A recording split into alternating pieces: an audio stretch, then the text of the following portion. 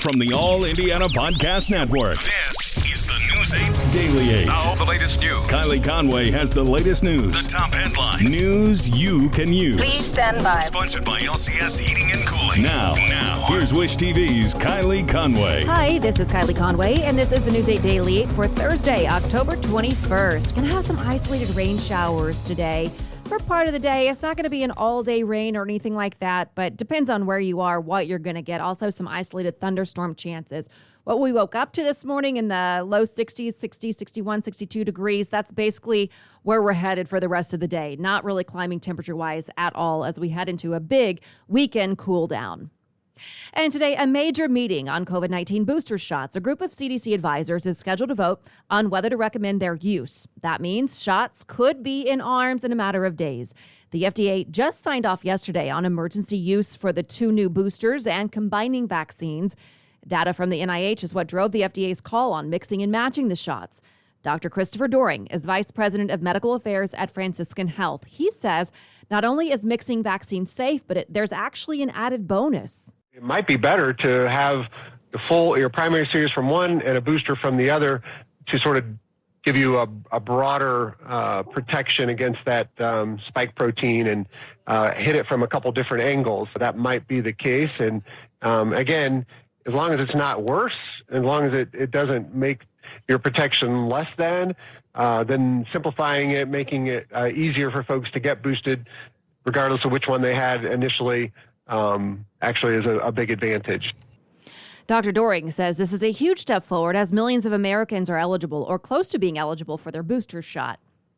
And today at the Capitol, the U.S. House votes on the contempt of Congress resolution for former Trump administration advisor Steve Bannon. A yes vote would send the resolution to the Justice Department, which would then decide whether to charge Bannon.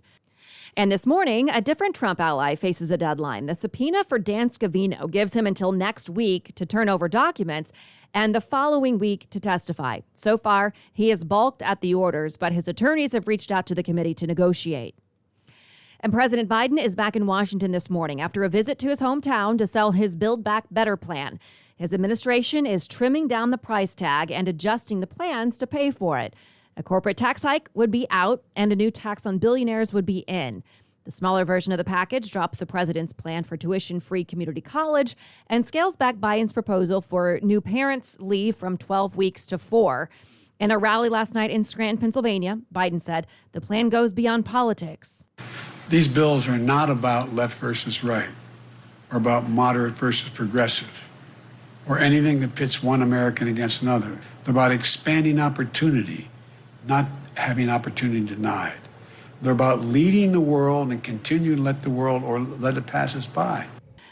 Congressional Democrats hope to have Biden's signature plans by the end of the month. The Freedom to Vote Act fails. The Senate Republicans voted unanimously against it yesterday. Democrats touted the bill as a way to make voter registration easier, turn Election Day a public holiday, set up early voting for federal elections in all states, and allow all voters to request mail-in ballots. Indiana Congressman Andre Carson shared a statement to social media saying he's disappointed in the failure of the bill. He calls it dangerous to our democracy and says it should not be a partisan issue. Former President Bill Clinton says that he is on the road to recovery. He's home from the hospital after an infection that spread to his bloodstream. Clinton was seen walking out of the hospital Sunday morning alongside his wife and former Secretary of State Hillary Clinton. He gave a thumbs up when asked how he was feeling. And this is not the former president's first major health challenge. He underwent quadruple bypass surgery in 2004 and got 2 stents put in 2010. A miles-long backlog of cargo ships and trucks is creating traffic headaches and retail nightmares all across the country. It's linked to the pandemic in more ways than one. Holiday shopping, weekly groceries, Amazon orders. It's a complicated problem a lot of us have already experienced. There is a major supply chain backup. It's easily seen in rows and rows of ships with big containers out in the ocean. You'll see a lot of anonymous-looking containers, too. But what we're talking about are toys, auto parts, Christmas trees, tennis shoes, and makeup. There's an issue with cargo via sea, but also on land. A truck driver shortage means there's tons of cargo waiting in warehouses with no one to drive them to a store. People in California are seeing an overflow of trucks on their neighborhood streets as drivers try to avoid backlogs. The White House is working to address it, specifically Transportation Secretary and former South Bend Mayor Pete Buttigieg. He helped expand port hours to a 24/7 operation, but is still warning shortages may last well into next year. Demand is off the charts. Remember, it's not that we're moving fewer goods through the system right now. We're actually moving more goods than ever. It's just that can't keep up with demand being even higher than that. As you correctly point out, there's also a lot more to this than just what goes on at the ports. We're also engaging with state DMVs to get more commercial driver's licenses issued and taking other measures to try to help with the trucking side of things. Opponents point out part of the high demand and sales boom is because of the Biden administration stimulus checks, and the administration should have been more prepared for that. Buttigieg says the private sales sector is struggling the most, and the administration's infrastructure bill should help all of this problem by working on roads, bridges, and ports. The goods that do make it out around the holidays will also likely be more expensive. Companies that track inflation say consumer prices rose 5.4% last month, tying the record for the fastest 12-month increase since 2008. Hardest hit were things like used cars, bacon, and children's sneakers. Procter & Gamble has also said it would raise prices on things like lotion, toothpaste, and battery-powered toothbrushes, and their advice is to shop now for the holidays. Pacers head coach Rick Carlisle says the team is ready for the Wizards after a tough loss in its season opener 1-point loss. The Blue and Gold fell to the Charlotte Hornets 123-122 last night.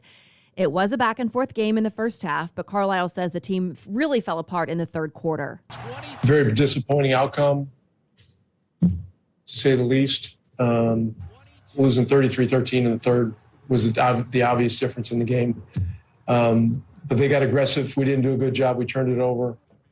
We had some opportunities down the stretch. I love the way we fought back to get the lead. But we'll look at it, clean some things up, and get ready for Friday. Last night's game wasn't only about the loss. Rookie Chris Duarte scored 27 points, setting a franchise record for an NBA debut. The team heads to Washington next. Tip-off against the Wizards is 7 o'clock tomorrow night. The season home opener is Saturday against the Heat. And to the Colts, Quentin Nelson returns to practice. Coach Frank Reich says Nelson could be ready to go for Sunday night when the Horseshoe faces the San Francisco 49ers. Nelson has been battling an ankle injury he suffered in the loss to the Tennessee Titans in Week 3. This has been your News 8 Daily 8 for Wish TV. I'm Kylie Conway. Online at wishtv.com and follow us on Facebook when you search Wish TV. The News 8 Daily 8 is sponsored by LCS Heating and Cooling. Be sure to like and subscribe to this podcast, The News 8 Daily 8 with Kylie Conway. And be sure to discover even more great podcasts now at allindianapodcastnetwork.com.